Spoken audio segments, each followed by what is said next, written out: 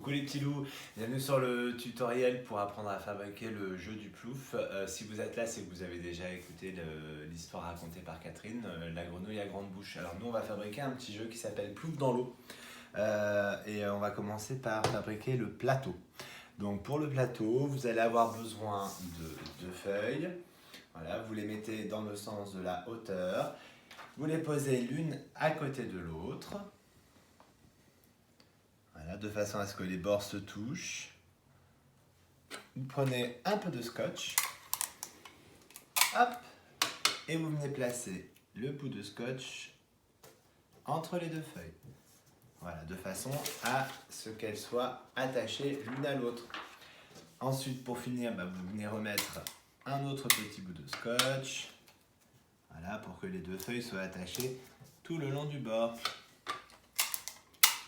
Hop. Voilà, donc là on a déjà notre base de plateau. Une fois que vous avez attaché les deux feuilles avec du scotch, vous retournez les deux feuilles de façon à ce que le scotch soit en dessous.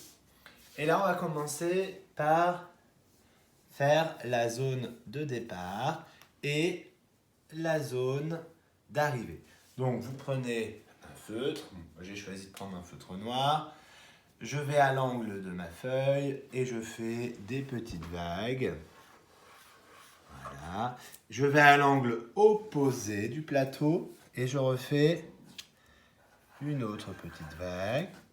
Voilà. C'est juste pour délimiter l'espace. On écrira après, plus tard. Maintenant, nous allons faire les pierres de la mare, car oui, nous sommes en train de fabriquer la mare d'une grenouille. Donc nous allons fabriquer les petites pierres. Pour ça, moi j'ai pris un petit pot d'épices et je prends le couvercle. Vous pouvez prendre tout objet rond, pas trop gros pour qu'on puisse faire l'ensemble des pierres de toute la mare. D'accord? Donc comment on va faire? On va commencer par se placer à côté du départ. Un feutre noir, je pose deux doigts de la main qui n'écrit pas, je prends mon feutre et là je fais le contour. Je fais attention, hop, je peux revenir de l'autre côté de mes doigts et je termine mon premier contour. Hop, je déplace mon couvercle puisque nous allons faire donc le chemin des petits cailloux, des petites pierres et je recommence. Je fais le contour, hop, etc., etc. Je le fais 30 fois. Je vous remontre une dernière fois. Hop, je pose le bouchon, je fais le contour, je m'arrête car mes doigts m'empêchent de passer et je vais de l'autre côté et je termine. Voilà. Et je fais ça 30 fois pour obtenir mon chemin des 30 pierres. Pour jouer à ce jeu, donc on a besoin d'un plateau, on l'a vu, mais on a également besoin de jetons. Donc pour fabriquer les jetons, vous allez prendre deux feuilles. Même chose, vous reprenez le bouchon du pot d'épices. Et j'ai déjà commencé à fabriquer un des jetons parce qu'il en faut 30. Donc si je filmais la fabrication des 30 jetons, on dormirait encore, on y sera encore l'année prochaine. Donc je fais la même chose, je fais le contour de mon bouchon. Voilà, hop. Donc je pose, je tourne, je vais de l'autre côté de mes doigts. Hop. Ensuite, vous allez avoir besoin d'une paire de ciseaux. Et oui, il va falloir découper vos 30 jetons. Donc je ne vais évidemment pas découper mes 30 jetons devant vous. Donc comment on fait? On part d'un bord de la feuille, on s'approche du cercle et sur les traits, je découpe. Donc vous avez vu, ma main qui tient les ciseaux ne bouge pas, c'est mon autre main qui fait tourner la feuille. Voilà, je déplace ma main. Hop. Je suis bien le trait de façon à obtenir une découpe la plus arrondie possible.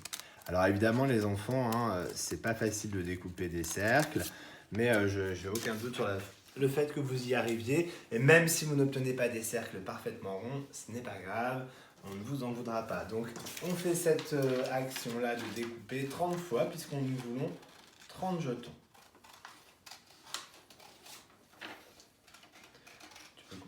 Donc voilà, le plateau est quasiment terminé. On est venu à bout des 30 jetons. Maintenant, qu'est-ce qu'on va faire? Donc, j'ai commencé à écrire les nombres dans les pierres du plateau. Vous allez écrire tous les nombres de 1 jusqu'à 30.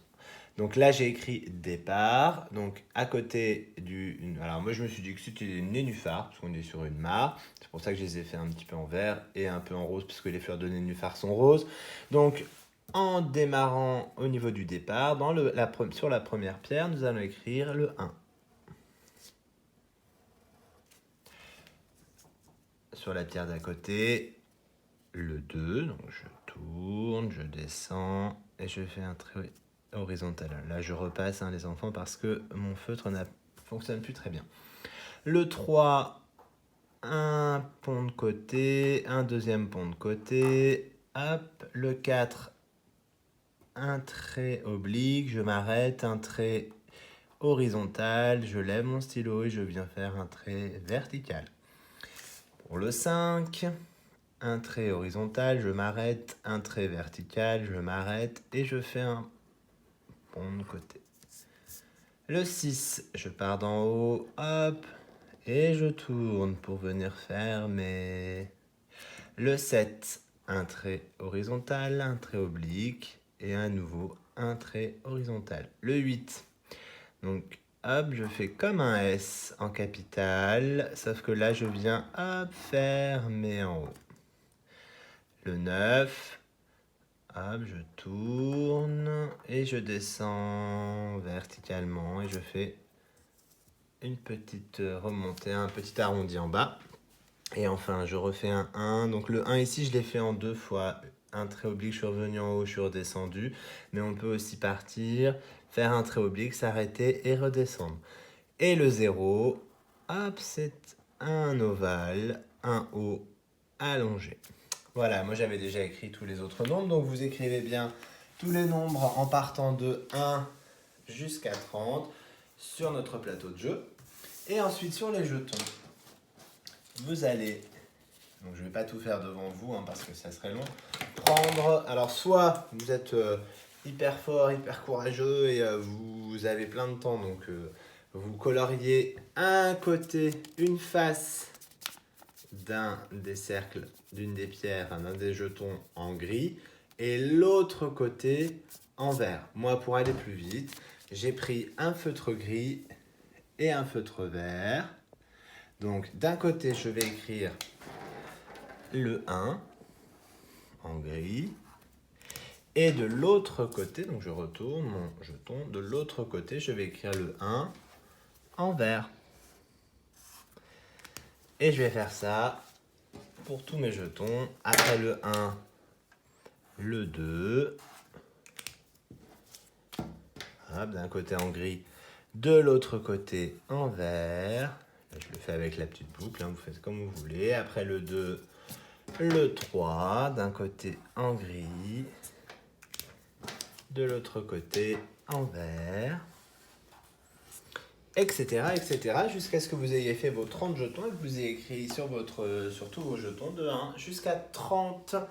Bien, si vous faites une erreur, s'il y a un problème, pas de souci, vous recommencez, vous redécoupez des jetons, vous réécrivez à l'intérieur. Vous n'êtes évidemment pas obligé de faire vos 30 jetons en une seule fois. D'accord, nous apprendrons à jouer au jeu demain, donc vous avez toute la journée d'aujourd'hui pour fabriquer votre jeu. Donc vous pouvez commencer à faire vos jetons, à les découper, faire une petite pause, en faire 5-6, faire une pause et puis repartir plus tard dans la journée, en redécouper 10, etc. Ne faites pas, si vous ne vous sentez pas prêt, si vous n'en avez pas envie, ne faites pas tout d'un coup. Mais l'objectif, c'est que mardi, demain, vous ayez tous votre jeu de prêt pour pouvoir jouer et que je puisse vous expliquer les règles du jeu.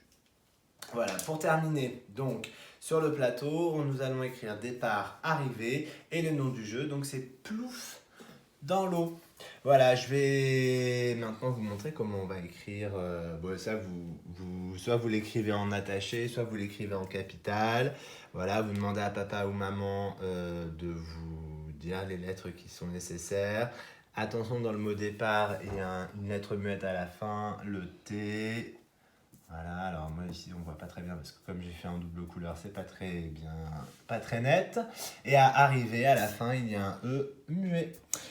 Voilà, donc ça c'est plouf dans l'eau. Rien ne vous empêche également, comme je l'ai fait sur ce plateau-là, de tout colorier en bleu. Moi, vous voyez, pour aller plus vite là, j'ai juste fait entourer les pierres en bleu pour montrer que c'était de l'eau. Mais rien ne vous empêche de colorier toute la feuille en bleu, de faire des petites fleurs. Vous pouvez même faire des petits poissons, des petites grenouilles. Enfin, rien ne vous empêche de décorer votre plateau. Quand vous l'avez terminé, n'hésitez pas à nous envoyer des photos sur le Classroom de façon à nous montrer vos magnifiques plateaux de jeu. Les petits jetons, moi je vous conseille une fois qu'ils sont terminés, soit de les ranger dans une petite pochette plastique, soit de les mettre dans une petite boîte fermée pour ne pas les perdre. Et demain, donc, nous apprendrons à jouer au jeu. De même, si vous souhaitez pouvoir garder le jeu un peu plus longtemps, vous pouvez également coller les feuilles sur une plaque de carton, ou vous pouvez également découper les jetons directement dans du carton. Ce sera plus solide. Voilà, donc à demain pour l'explication des règles du jeu.